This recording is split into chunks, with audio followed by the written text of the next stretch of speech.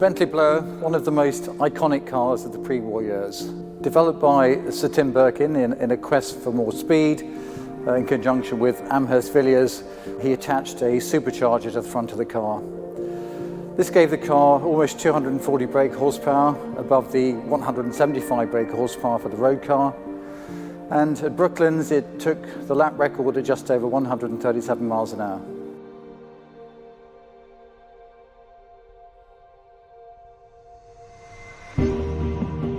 Bentley owns team car number 2, the most iconic, the most valuable and the most campaigned team car of the 4.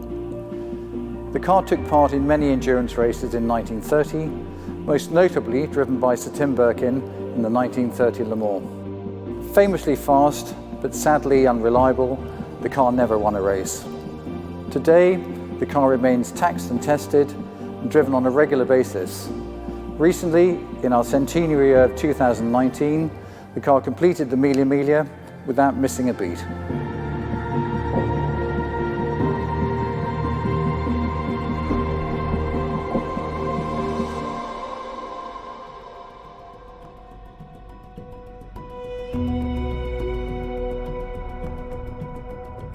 As part of the rebirth of Mulliner, the oldest coach builders in the world, we were looking for something to do with the ingenuity, the creativity and the engineering skills that we had developed through the restoration of the Corniche. So we realized we had the perfect opportunity. Our team blower needed a bit of a restoration, and so we were able to then utilize the fact that the car had been taken apart to be able to scan and measure and document every single part, which is exactly the detail you need to start a recreation project. In late 2019, we dismantled the original team car, scanned all the individual components, collated all the information into one CAD model.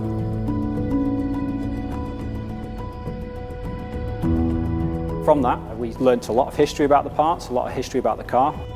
The chassis itself was twisted from several accidents that it had had in its racing career. We carefully restored and put the car back together, and in doing so we spent over 300 hours cleaning the car. When we'd learnt everything we could, we immediately started the engineering of Carro Zero. We started the assembly of that car 7 months ago in a specially set up Mulliner workshop.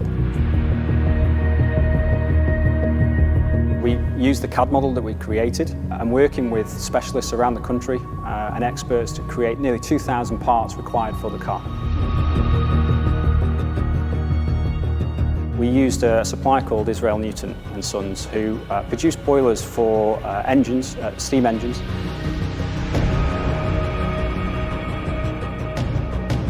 They used the techniques that we needed to produce the chassis authentically. So they're hand-formed, hand-heated and hammered chassis. They're techniques that go back over 100 years, and they're also using original tools and fixtures for those parts. The same with the radiator. So we used a company called Vintage Radiators, again using all hand forming and techniques that were of the period when this car was originally created. So over the last 7 months, we spent nearly 40,000 man-hours producing the car that you see today. We're incredibly proud of the techniques that we've used to produce this car.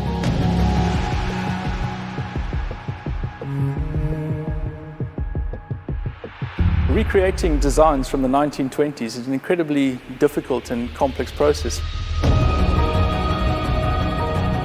Fortunately, here in Mulliner, we have a large group of talented craftsmen working in metal and in wood and in leather that enable us to utilize those skills and look back at the designs from the past to create this new car. The new blowers have a brand new ash frame. Those frames have been taken into the workshop here, and those expert craftsmen have retrimmed them using the same techniques and the same methods as used in the original development of the car. So the seats have been trimmed with an oxblood red Bridge of Weir leather and also stuffed with about 10 kilograms of horsehair in the same way that the original seats were.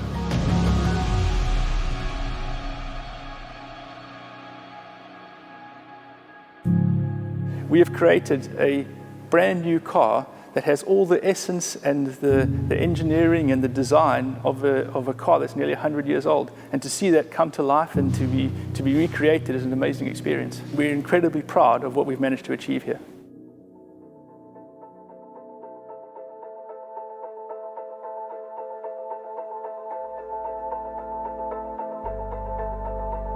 When I look at this car now and see the detail and the quality of every component that we've created, it's a true testament to both the team at Mulliner and the community of collaborative partners that we've worked with to bring this dream to reality.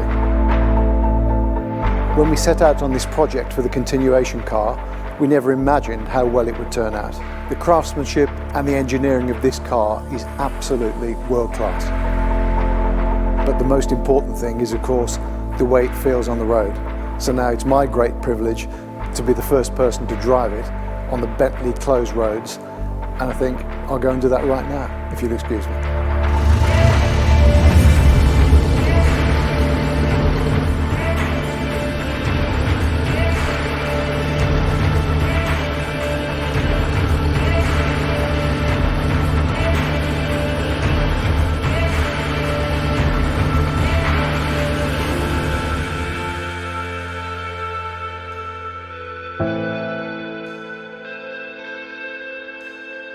I'm pretty sure that both Sir Tim Birkin and Walter Owen Bentley would be proud of what we have achieved in homage to their original achievements.